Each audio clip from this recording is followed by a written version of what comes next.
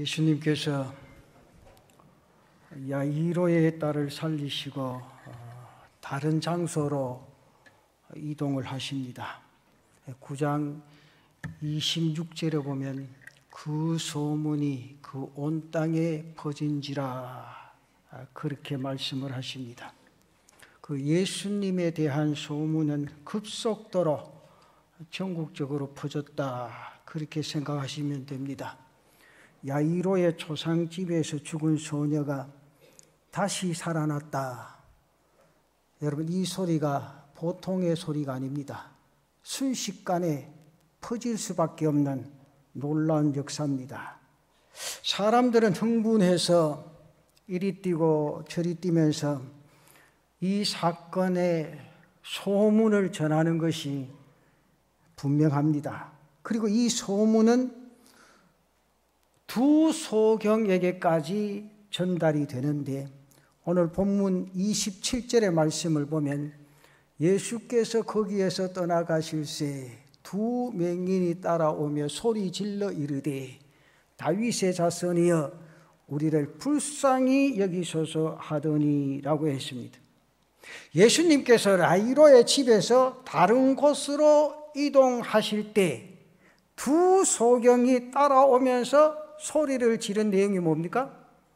다윗의 자손이여 우리를 불쌍히 여기소서. 성경에는 다윗의 자손이여 그런 고백이 여기서 처음 기록된 고백입니다. 다시 말씀드리면 본문의 두 소경이 제일 처음으로 예수님을 향해서 다윗의 자손이다 그렇게 고백을 했다나 그 사실이죠. 다윗의 자손이여라고 하는 이 고백은 사실 놀라지 않을 수 없습니다. 왜냐하면 이 고백은 예수님을 메시아로 인식하고 있다 그 사실을 뜻하는 말씀이기 때문이다 그 말이죠. 당시 이스라엘 사람들은 이스라엘을 로마에서 해방시키고 다윗의 왕국을 건설하기 위해서 메시아를 기다리고 있었습니다. 쉽게 말하면 메시아를 목 놓아 대망하던 그런 시대였다는 겁니다. 그리고 그 메시아는 성경의 예언대로 다윗의 자손으로 오시리라 그 소망을 가지고 살았습니다. 따라서 다윗의 자손 예수여 하는 말씀은 당신은 이스라엘이 기다리는 메시아입니다 그런 뜻을 가지고 있다는 사실이죠. 당시 이 믿음은 여러분 결코 흔한 믿음이 아닙니다. 다윗의 자손이라는 고백을 최초로 했다는 이 사실만 생각해도 보통의 고백이 아니죠. 그러니까 여러분 얼마나 믿음 있고 얼마나 훌륭한 고백을 했는가. 그들이 예수님에 대해 알 수 있었던 것은 오로지 귀로 듣는 것밖에 없었어요. 다른 사람들은 소문을 듣고 달려가서 예수님이 어떻게 생겼는가 볼 수도 있고, 그러면서 그분이 전하는 말씀도 들을 수 있고, 행하는 표적도 눈으로 볼 수가 있고, 베푸는 사랑도 볼 수가 있겠지만은 두 소경은 그렇게 할 수 없었다. 단지 들려오는 소리, 들려주는 소리만 들을 수 있었다. 그런데요, 그럼에도 불구하고 그들에게 귀한 믿음이 가슴 속 깊이 생겨났다. 많은 사람들은 예수님의 행적을 귀로 듣고 눈으로 목격하고서도 믿지를 못했지만 이런 들려오는 소리만 듣고 믿음이 자라고 그 믿음이 성숙하게 되어졌다. 그리고 그 믿음을 가지고 예수님을 불렀다. 어떻게 불렀느냐? 다윗의 자손이여 우리를 불쌍히 여기소서.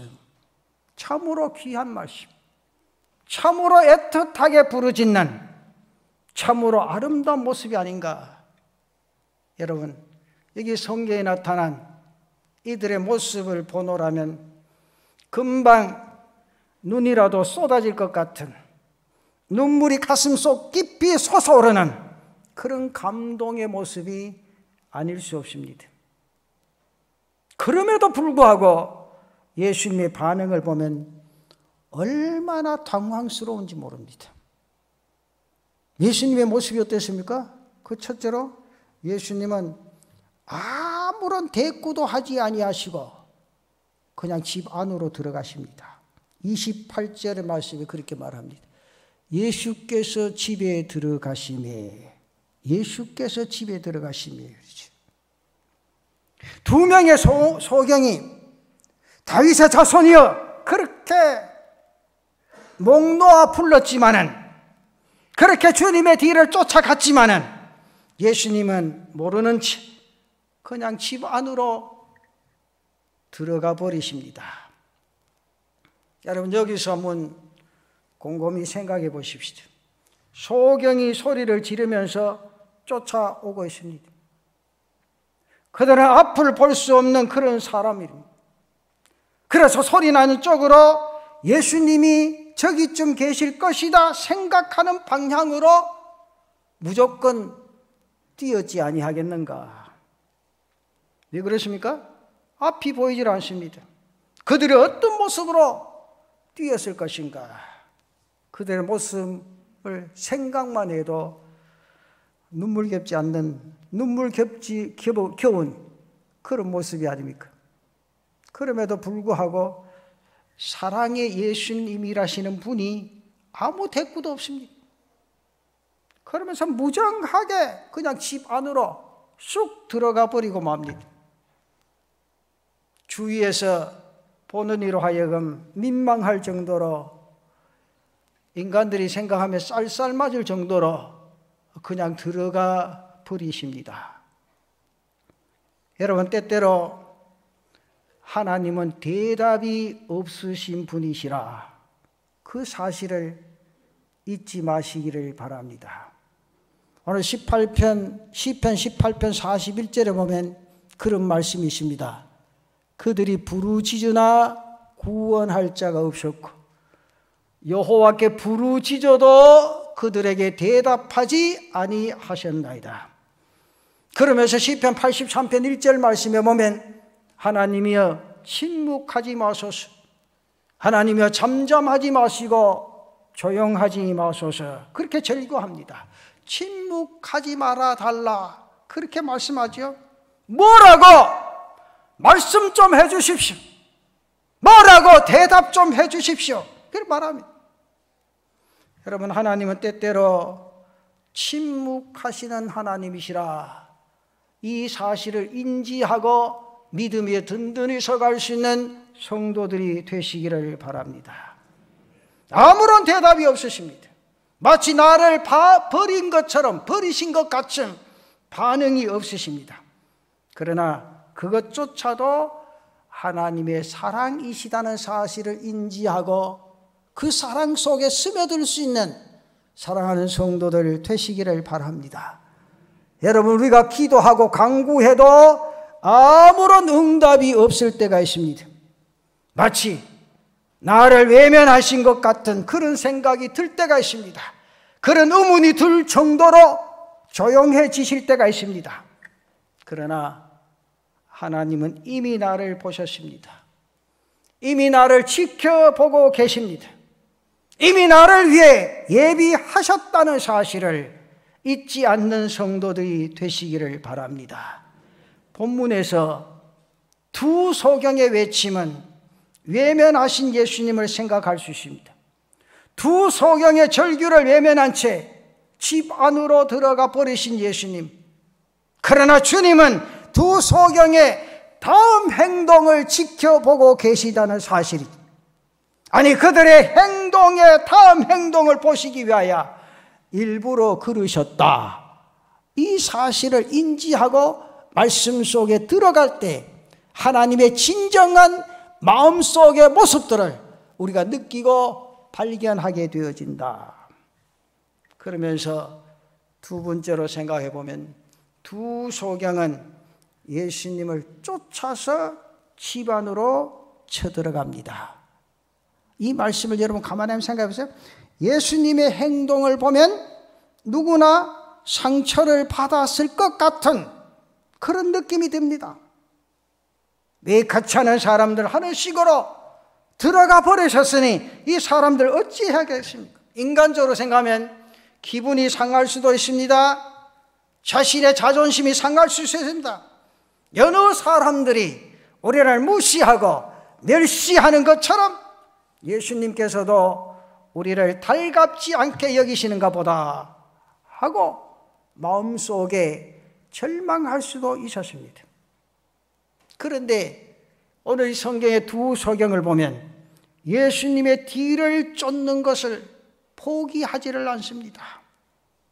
예수님께서 집 안으로 들어가신 것으로보다 초대가 예약되었던 것처럼 느껴집니다. 그런데 그 장소에 두 소경이 막무가내로 예수님의 뒤를 쫓아갑니다. 이 내용의 말씀을 공동번역에서는 이렇게 해석했습니다. 예수께서 집 안으로 들어가시자 그들은 거기까지 들어왔노라. 그렇게 기록되어 있어요. 초대받지 않은 사람들입니다. 지저분하고 냄새나고 멸시를 당하는 그런 모습들입니다. 그러니 그 집안에 그 사람들 보고 좋아할 일 아무도 없습니다. 하지만 이들의 마음에 하늘이 무너져도 예수님만은 만나야 한다는 일념만이 그들 가슴 속에 스며들었다는 사실. 여기 체면치레나 예절이나 초대한 집의 분위기도 다음에 문제입니다. 다른 사람들에게 죄송한 것이 사실이지만 우선은 저들의 가슴 속에 예수님만을 만나야 되겠다고 하는 것이 그들의 마음이었습니다. 여러분의 마음에 어느 것이 우선이라고 생각하십니까? 그리고 어느 것이 차선이라고 생각을 하십니까? 믿음이 우선입니까? 아니면 차선이라고 생각하십니까? 믿음의 삶, 영적인 삶, 주님의 뜻을 따르는 일, 이것이 우선되어 땅 위의 삶을 살아갈 수 있는 성도들이 되시기를 바랍니다. 그리할 때 주님께서도 하늘의 풍성한 열매로 여러분의 인생의 삶에 채워주실 줄로 믿습니다. 이 삶의 역사를 이루어가 보자는 거죠. 내가 해야 할 일 다 하고 인간의 감성이나 인간의 의지로 느껴야 할 것 다 느끼고 차선으로 주님을 생각하고 주님을 바라본다면 주님이 나를 어떻게 보실까? 주님께서 나의 마음을 어떻게 헤아리실까? 생각하고 어느 것이 우선이고 어느 것이 차선인가를 분명히 생각하고 오늘 여기 성경에 나타난 두 소경이 자신의 가장 우선적인 것은 주님을 만나는 일이다. 인간의 체면이 아닙니다. 인간의 어떤 번들이한 그 모습이 아닙니다. 내 자신의 인생의 삶에 가장 우선적인 것은 주님을 만날 때 자신들의 문제가 해결되어진다는 그 일념으로 주님의 뒤를 쫓아갑니다. 그러면서 세 번째, 예수님께서 최종적인 확인을 하십니다. 여기 보십시다. 예수님은 왜 집 안으로 들어가 버리신 것일까? 도대체 예수님의 마음은 어떤 것이었을까? 과연 저들의 믿음이 어느 정도이겠는가? 저들의 간절함이 어디까지인가? 시험하신 것 아니겠느냐? 그들이 어디까지 쫓아오겠느냐? 어떠한 모습으로 나를 따라오겠느냐 하는 그 모습을 보시게 되어졌다는 사실. 그러셨기에 그들이 집 안으로 돌아오자마자 오늘 물으시는 질문이 9장 28절 말씀이십니다. 예수께서 집에 들어가시매 맹인들이 그에게 나아오거늘 예수께서 이르시되 내가 능히 이 일 할 줄을 믿느냐? 대답하되 주여 그러하이다. 내가 능히 이 일을 할 줄을 믿느냐? 여러분, 이것이 주님의 최종적인 물음입니다. 지금까지 예수님의 눈에 저들은 합격점을 받았습니다. 그러기에 이제 최종적으로 물으시는 겁니다. 너희가 정말로 내가 이 일을 할 것을 믿느냐? 그때 그들의 대답이 어떠했습니까? 단 하나입니다. 그러하오이다. 그러하오이다. 그렇습니다, 주님. 주님만 믿습니다. 이 사실입니다. 사랑하는 반려전도 회원 여러분, 여러분의 인생의 삶에 주님과 동행하며 믿음의 역사를 하나님의 영광 속에 젖어들기 위해서는 오직 이 믿음입니다. 주여 그러하오이다. 그러하오이다. 그렇습니다. 주님 믿습니다. 주님만 하시면 무엇이든지 할 수 있으십니다. 오늘 이 믿음을 가지고 땅 위의 삶을 살아가는 여전도 회원들 되시기를 바랍니다. 우리 성도들이 이 믿음의 소유를 통하여 하나님의 역사를 뜨겁게 이루어가는 귀한 은혜가 있기를 바랍니다. 여러분, 우리가 진정으로 믿음을 가졌다고 생각하십니까? 세상적인 이해와 타산에 물려 내 자신이 하나님 앞에 분명하게 서지 못하고 말씀을 인간의 잣대로 생각하면서 해석하려고 하는 잘못된 의식이 내 인생의 삶을 피폐하게 만든다는 사실을 인지하고 오늘 여기에 나타난 두 소경의 믿음을 가슴속에 간직하고 주여 믿습니다. 하나님이 나와 함께 하신다면 이 땅 위에 아무리 어렵고 힘든 일이라도 하나님이 능히 해결해 주실 줄로 믿습니다. 이 믿음의 역사로 땅 위의 삶을 달려가는 제단의 성도들 되시기를 바랍니다. 그러면서 이 말보다 더 중요한 것이 무엇입니까? 바로 그들의 행동이었다는 사실입니다. 여러분, 그런 순간에도 박차고 들어가십니다. 때를 쓰고 들어가십니다. 무시하는 듯한 예수님의 무반응에도 이들은 마음이 상하거나 절망하는 모습이 없습니다. 여러분, 이 모습 가운데서 이 모습이 무엇을 말해주고 있습니까? 바로 믿음의 행동입니다. 믿음 있는 자만이 할 수 있는 행동이요, 믿음 있는 자만이 할 수 있는 모습이라는 사실입니다. 그 속에 그들의 절대적인 믿음이 드러났다. 절대적인 믿음이 드러났다. 세상에 사람 눈치 보고 사는 게 아니라 오직 내 자신의 모습을 바라보고 그들의 문제를 해결하려고 하는 그들의 심정의 뜨거움을 주님이 아셨다는 사실입니다.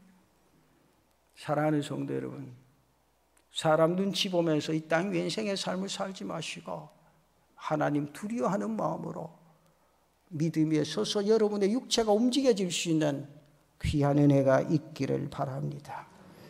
말로만 고백일 경우에는 행동이 따르지를 못합니다.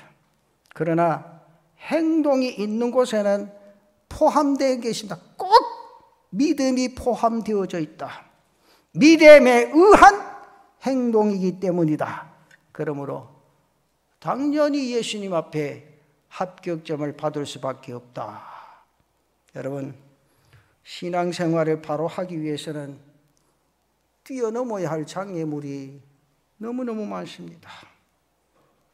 이런 것조차 견디지 못하면서 믿음이 성숙되어질 수 없다는 사실도 인지하고 사시기를 바랍니다. 그래야 받은 믿음으로 살아갈 수 있고 이 세상을 힘있게 승리로운 인생의 삶을 살아갈 수가 있다. 이 사실입니다. 이 말씀 속에 첫째, 둘째, 세 번째를 지나서 마지막 결론이 이렇게 나타납니다. 네 번째, 소경의 눈을 그때서야 주님이 만져주셨다. 주님이 손길이 닿게 되어지면 여러분의 인생의 모든 문제가 해결되어질 줄로 믿으시기를 바랍니다. 그래서 29절 말씀에 이렇게 말합니다. 이에 예수께서 그들의 눈을 만지시며 이르시되, 그들의 눈을 만지시며 이르시되 너희 믿음대로 되라. 믿음대로 되라 하십니다. 믿음대로 되라. 소경 두 사람의 눈을 주님이 만져주십니다. 이는 어떤 주술 행위도 여러분 병 고치는 그런 방법도 아닙니다. 단지 그들을 불쌍히 여기시고 그들의 신앙을 보시고 아름답고 사랑스러워서 쓰다듬어 주시는 사랑의 표현입니다. 아무도 만져주지 않았던 것입니다. 모든 사람들이 외면하고 멸시하는 사람들이 있었는데 그들을 주님은 사랑으로 품으셨다. 사랑으로 그 눈을 만져주셨다. 그리고 하시는 말씀이 너희 믿음대로 되라. 믿음대로 되라. 그렇게 말씀합니다. 그랬더니 어떻게 되십니까? 그들의 눈이 띄어졌다. 믿습니까? 그들의 눈이 띄어졌다. 여러분, 믿음대로 하면 하나님이 여러분의 문제를 해결해 주실 줄로 믿습니다. 이 사실의 역사를 이어가 보죠. 믿음 반, 자신의 생각 반, 세상의 모습대로 흘려서 따라가는 그런 믿음이 아니라 오직 주님 앞에 설 때 자신들의 문제가 해결되어진다. 내가 가진 이 고통, 내가 가진 이 괴로움, 내가 가진 이 역겨운 모습은 세상 사람들이 아니라 주님이 해결해 주신다. 그리고 주님의 뒤를 따라가고 주위에 어떤 사람이 있다고 하자 박차고 뛰어들어가서 주님을 만나게 되어질 때 이러한 놀라운 은혜와 축복이 나타나게 된 줄로 믿습니다. 사랑하는 성도 여러분, 하나님은 때때로 침묵하시는 분이십니다. 그러나 그 침묵 속에서도 나를 감찰하시고 나를 보호하시고 나에게 은총을 베푸시는 하나님이시라는 사실을 인지하시기를 바랍니다. 오늘 본문의 두 소경은 침묵하시는 예수님을 만나기 위해서 필사적으로 열망을 합니다. 어떤 장애물도 그들을 가로막을 수가 없었습니다. 오늘 이런 믿음이 헌신하는 여종들에게 있으시기를 축원합니다. 이 믿음을 가지면 세상의 어떤 역경도 헤쳐나갈 수가 있습니다. 절대로 시험 들지 않습니다. 하나님이 함께해 주시기 때문이다. 이들의 믿음은 말과 행동이 일치하기 때문이다. 여러분, 우리 신앙생활에 하나님이 제일 싫어하시는 게 말과 행동이 일치하는 하지 않는 겁니다. 기도는 이렇게 했는데 자신의 육체는 엉뚱한 곳으로 가고, 나는 이렇게 살아도 너희들은 이런 삶을 살면 안 된다고 교훈하면서 그릇된 모습을 보여줄 때 하나님이 얼마나 실망하실까. 오늘 나타난 이 두 소경의 모습 보면 그들의 말과 행동이 일치되어서 하나님을 쫓을 때, 주님의 뒤를 따라갈 때 그들이 가진 고난의 길이 놀라운 축복의 역사로 해결되어지고 문제가 아름답게 응답되어졌다. 예수님께서 내가 능히 이 일을 할 줄을 믿느냐 하실 때 단 하나입니다. 그렇습니다. 주님은 하실 수가 있습니다. 뿐만 아니라 이미 그들의 행동 속에 믿음이 확연하게 드러났습니다. 사랑하는 성도 여러분, 우리 남부민 중앙교회 모든 성도들도 이 믿음을 소유하여 하나님의 역사를 함께 일어날 수 있는 귀한 은혜가 있으시기를 바랍니다. 주님의 역사는 바로 사랑 안에서 이루어진다는 겁니다. 소경의 눈을 어루만지시고 고쳐주신 예수님의 그 모습을 여러분 가슴속 깊이 간직하고, 내가 가진 문제는 그 주님만이 해결해 주신다. 내 답답한 가슴은 그 주님만이 뻥 뚫어 주신다는 확신을 가지고 주님 앞에 다가서고 말씀 위에 든든히 서갈 수 있는 귀한 은혜가 있기를 바랍니다. 사랑과 자비를 머금고 이 땅 위의 인생의 삶을 살아가는 그런 신앙인의 삶을 살아가십시다. 주님을 찾았던 사람들, 그리고 주님을 만나 운명이 바뀐 사람들, 이들이 누린 축복이 여러분의 삶 속에도 풍성하게 열매 맺는 은혜가 있으시기를 바랍니다. 이 삶이야말로 내 인생의 삶에 감격 속에 젖어드는 놀라운 은혜가 있다는 사실을 인지할 수밖에 없습니다. 사랑하는 성도 여러분, 우리 모두가 마지막 결론을 주님 앞에 낼 수 있는 그런 삶의 역사를 믿음으로 아름답게 달려가는 귀한 성도들이 되시기를 바랍니다.